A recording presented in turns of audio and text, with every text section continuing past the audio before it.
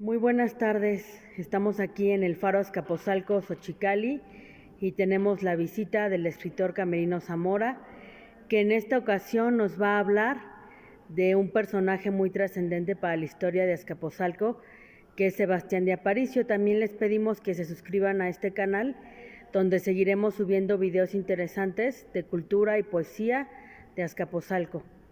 Bueno, pues bienvenido nuevamente a Faro Azcapotzalco, Xochicali. Si quieres comentarnos sobre este personaje, Sebastián de Aparicio.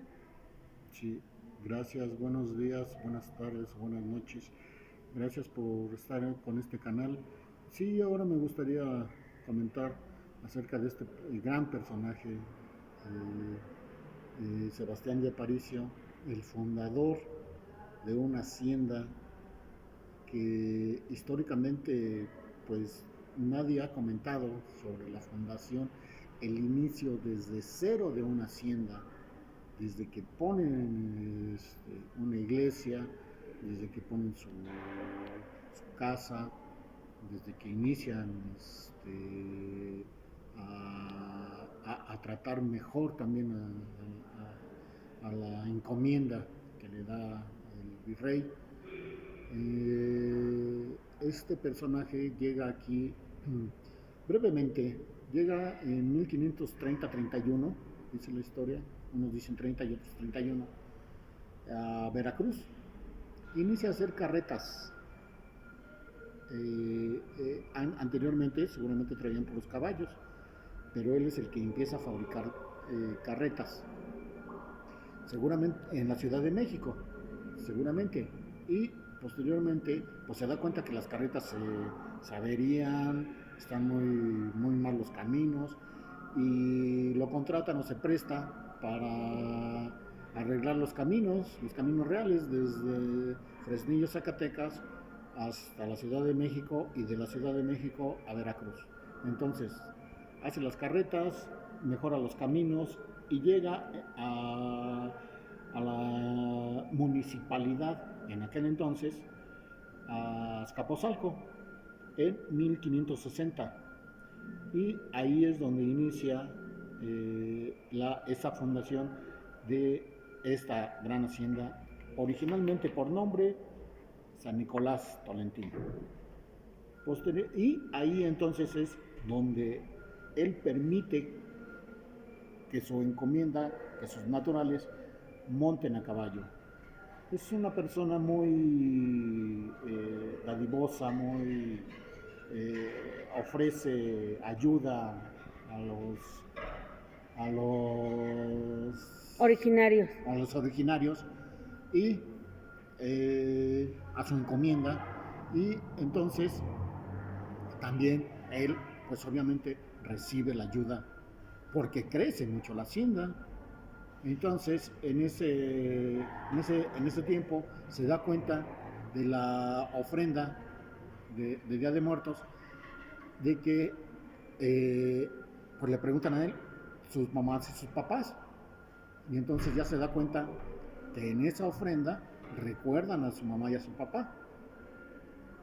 Posteriormente se casa, se le muere su primera esposa al poco tiempo por una caída de un árbol, y se vuelve a casar años después, y se muere la segunda esposa por una enfermedad.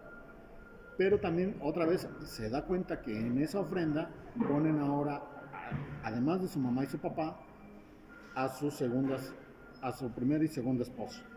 Entonces eso seguramente le gusta, le llama la atención, y la Inquisición se dan cuenta de que, porque además dos personas son los que denuncian a estos naturales que ponen esa ofrenda, seguramente pensando en Micantecutli. Entonces, en ese tiempo es cuando se molesta la Inquisición, y, eh, y Sebastián de Aparicio defiende a estos originarios ante la Inquisición, y les dice a la Inquisición que les permitan seguir poniendo esa ofrenda, que ya nos estaban quitando la lengua, tradiciones, arquitectura, muchas cosas, que por lo menos nos dejaran las tradiciones. Y esa es una de ellas que se conserva también, yo digo, gracias a Sebastián de Aparicio. Pueden ser también otras cosas, pero para mí mucho de Sebastián de Aparicio. Posteriormente llega allá muy grande de edad Sebastián de Aparicio y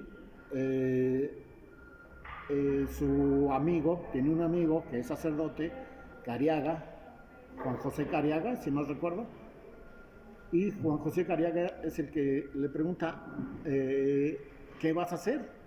¿O qué va a hacer de tu hacienda? Cuando ya no puedas, cuando estés más grande, o incluso cuando fallezca, porque a sus originarios, a la encomienda, no se la puede dejar. Bueno, entonces seguramente lo convence para que la venda, y con lo que la vende, se lo dona. Él la vende en 20,000 pesos oro, que en aquel entonces era muchísimo. Se hace el cálculo que seguramente era como 200 millones de pesos, y entonces esa cantidad la dona a las madres clarisas que estaban llegando y que estaban fundando su convento. Entonces con ese dinero pues lo construyeron muy rápido, y él es el que se va de portero con esa orden. Con esa orden de las madres clarisas. Y pasa ahí algún tiempo hasta que también los franciscanos le dicen, aquí no te puedes quedar, mejor vámonos a un convento de hombres, y es cuando lo hacen fraile. Entonces él se integra a los franciscanos, a la iglesia que aún todavía existe, que está atrás de la Torre Latinoamericana, en la calle de Madero, y ahí está la plaquita, aquí llegó Sebastián de Aparicio. Pero no solamente estuvo ahí, sino se lo llevaron a Puebla. En Puebla, por lo que leo, es de que ahí él estaba acostumbrado a trabajar.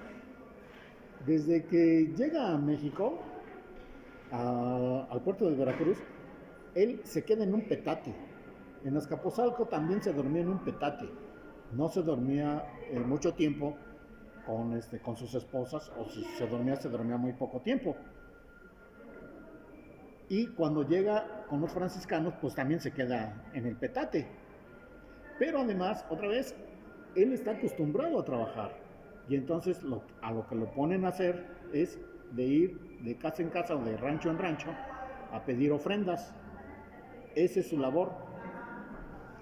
Y entonces ya se enferma y fallece en 1600, Sebastián de Aparicio, o sea que su vida es más o menos 100 años de Sebastián de Aparicio.